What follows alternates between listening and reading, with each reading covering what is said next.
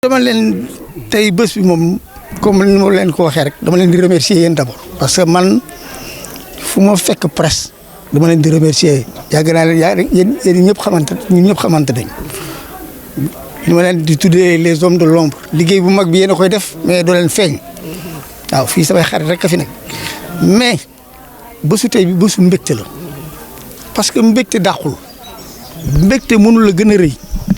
dëkk tabax la ba nga nekk ca kaw a kaw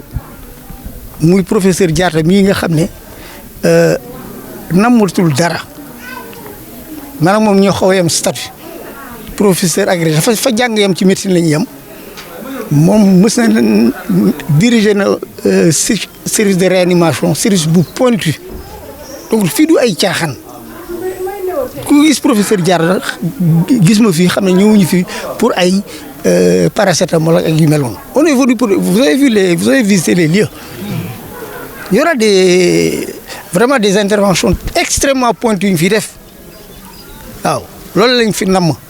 te biñ ci waxtaanee ba juboo moom tam dama ko ci naw lool parce que Diatta xamante nañ depuis lycée ànd footballandoo fowandoo jàngandoo yàlla defaat boolewaat ñu beneen destin muy université ba ñu agrégé parce que am ñu bari généraliste lañ jëm ñun yàlla poussé nañu ba ñu dem France ba agrégé yàgg fa lool moom mi Val de Grâce man ma nekk Pitié-Salpêtrière vraiment ci santé moom def nañ ci loo xamee ne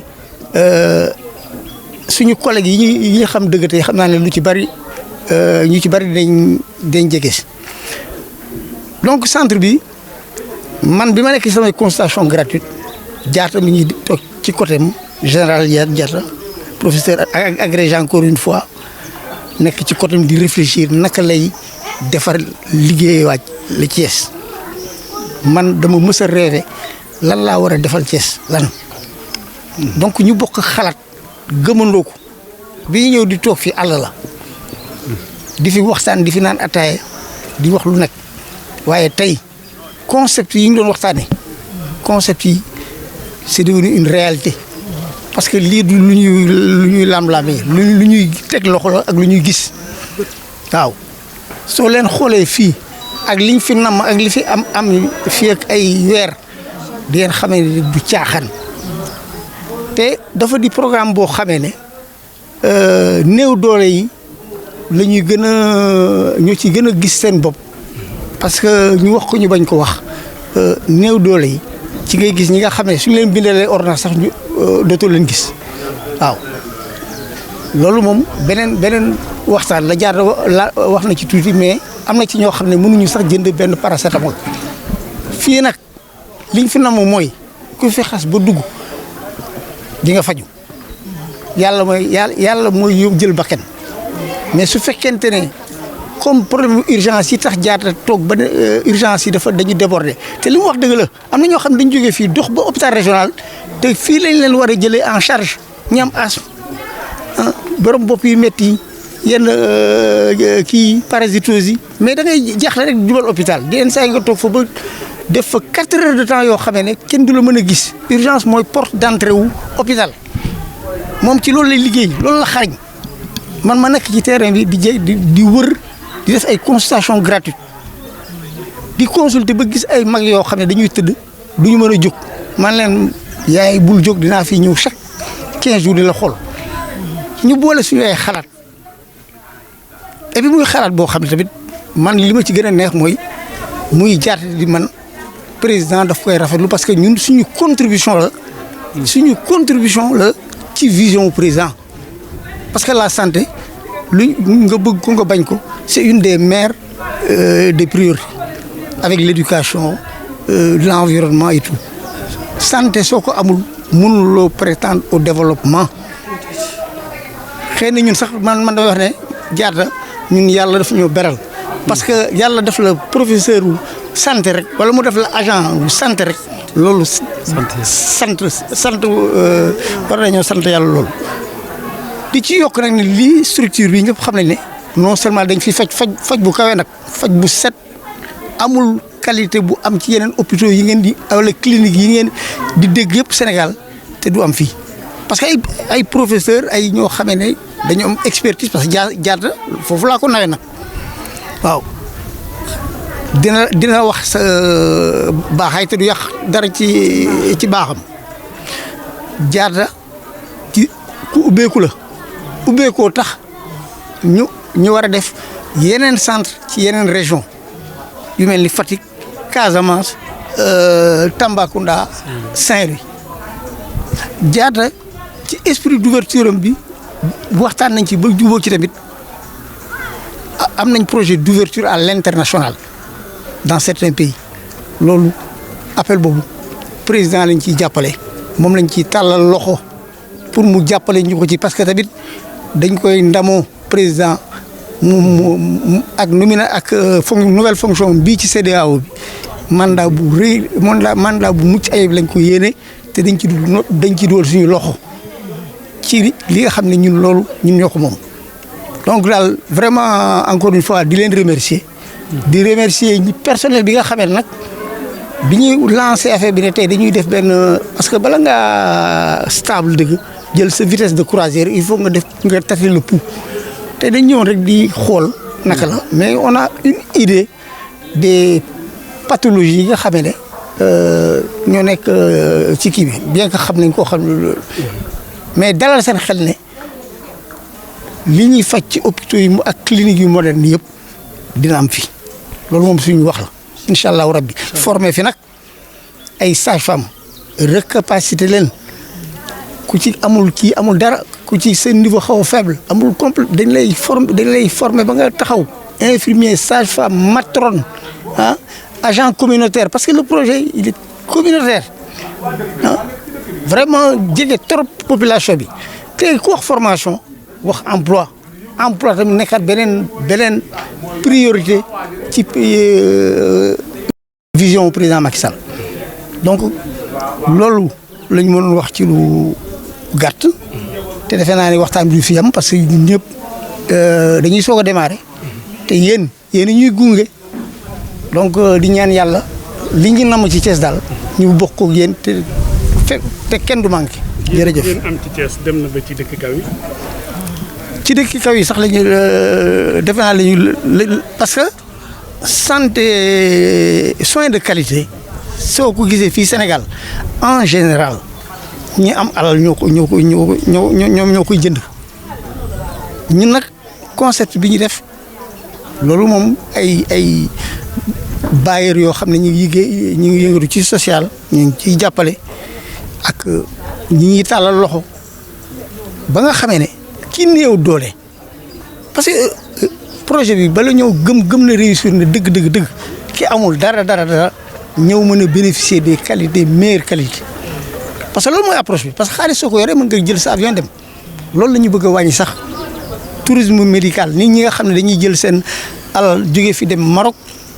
war nañ mën a ñëw fii def fi un court séjour. Pourquoi un court séjour? Parce que li ñu boole suñu xalaat ak li xam-xam li fi nekk ci xam-xam ak expérience mën nañu raccourcir délai wu bi ñu lay hospitaliser fii bu paree di la fekk sa kër di la yeggali defal soins yi à domicile. Voilà, jërëjëf. Professeur Bakary Diatta, je suis professeur d'anesthésie réanimation du Val-de-Grâce de Paris. Je fus chef de département anesthésie réanimation de Principal, puis médecin-chef de l'hôpital principal de Dakar jusqu'en 2017. Aujourd'hui, je suis doyen exécutif de l'université Saint-Christopher El Hadji Ibrahima Niass, qui appartient au groupe des universités privées de Marrakech. Cette activité est la suite logique du premier reportage, au cours duquel j'avais donné les raisons pour lesquelles j'ai mis en place cette structure. À titre de rappel bref, aujourd'hui, 80% des patients qui se présentent au niveau des services d'urgence, on sait que le service d'urgence est le mode d'entrée normal d'un hôpital structuré. 80% de ces patients n'ont rien à faire au niveau 2 ou au niveau 3. Les 80% devraient être pris en charge en périphérie, dans la zone où ils habitent, pour des soins de proximité. Cela veut dire que 20% seulement devraient aller à ces niveaux-là, 2 ou 3. Et dans ces 20%, il n'y a que 10% qui vont être hospitalisés soit en réanimation, soit au bloc opératoire pour une intervention chirurgicale, ou alors dans un service de médecine générale interne ou un service de médecine spécialisée. Les 10 autres pourcents donc rejoignent le groupe des 80%. C'est ce constat-là qui m'a fait réfléchir sur le type d'hôpital qu'il faut ou le type de structure sanitaire qu'il faut pour retenir les patients dans leur terroir. Clinique Étoile d'Afrique est une clinique un peu spéciale, communautaire, intermédiaire entre les niveaux 2 et 3 et qui sera à terme équipée comme le niveau 3 pour qu'ils retiennent en périphérie les populations. Alors, vous allez être surpris,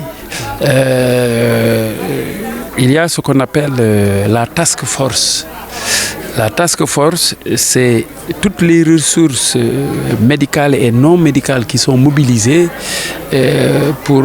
faire fonctionner cette structure-là. Il y a les grands professeurs de médecine de ce pays-là qui sont engagés dans ce projet-là. Je vais citer un, professeur Papis Ndoye, qui est un professeur titulaire, professeur des universités donc connu, professeur en biophysique, et qui, lui, a apporté une nouvelle notion de CHU mobile. Donc un CHU virtuel, puisque ce centre sera un champ d'application pour les paramédicaux, pour les étudiants en médecine, avec des objectifs précis à atteindre pendant les stages, avec des tuteurs de stage, donc le tutorat ciblé, et avec des rapports de fin de stage. Vous savez, en matière de stage, il y a ce qu'on appelle les stages, le tourisme hospitalier. L'étudiant peut venir émarger à 8 h du matin et sortir à 8 h 30 pour dire qu'il a fait son stage. À terme, il n'a fait aucun stage. Et après ses études, on se rend compte que c'est un médecin dangereux. Or que vous savez que la médecine, ce n'est pas du tâtonnement. La médecine est très exigeante. C'est d'abord un savoir, donc au plan théorique, un savoir-faire, il faut être manuel. Et moi, je suis de ce métier-là. Un réanimateur, c'est un manuel. Toute notre vie, on a travaillé avec nos mains et la tête aussi. Parce qu'il faut avoir une tête bien faite. Ça, c'est sans autosatisfaction. Hein? Donc, les réanimateurs, mes collègues qui m'écoutent, ils peuvent donc confirmer tout ce qu'on dit. Et ensuite, pour en tout cas la crème, ils peuvent atteindre le niveau du faire savoir, c'est-à-dire l'agrégation. Donc, devenir un enseignant. Quelqu'un qui va transmettre les connaissances pour perpétuer donc, le système. Alors, voilà pourquoi cette structure est un peu spéciale, parce qu'il y a plein d'innovations.